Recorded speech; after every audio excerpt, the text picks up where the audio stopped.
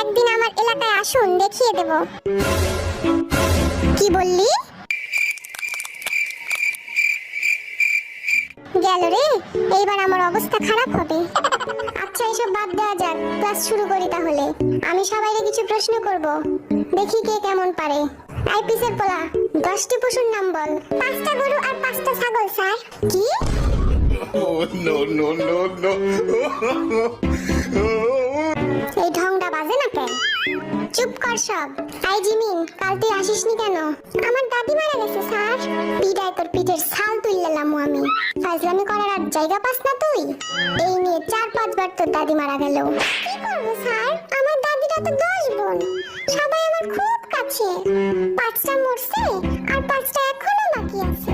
তার মানে আরো 5 দিন আমি আসতে পারবো না স্যার। এই জিমিন খালি মিশা কথা কয়, বুঝলি? ওর একটাই দাদি, তাও মারা গেছে 1900 ব্রিটিশ আমলে। আইবি বল, আমি যদি তোকে 7টা বিড়াল আর 3টা কুকুর দেই, তাহলে তোর কাছে মোট কতগুলো প্রাণী হলো? 11টা স্যার। এই শিখছিস এতদিন? কারণ স্যার, আমার কাছে তো আগে থেকেই একটা কুকুর আছে, তাইলে তো 11টাই হলো। আল্লাহ গো, এই আমি কই আইছি?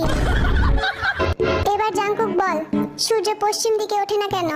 আমি পরীক্ষায় পাশ করি না বলে। Oh, no, কি? no, no. কারণ আমার মা বলেছে আমি যেদিন পাশ করব সেদিন নাকি সূর্য পশ্চিম দিকে উঠবে। ও খোদা, তুইলা লও আমারে। এইভাবে পড়াশোনা করে জীবনে কি হবে শুনি?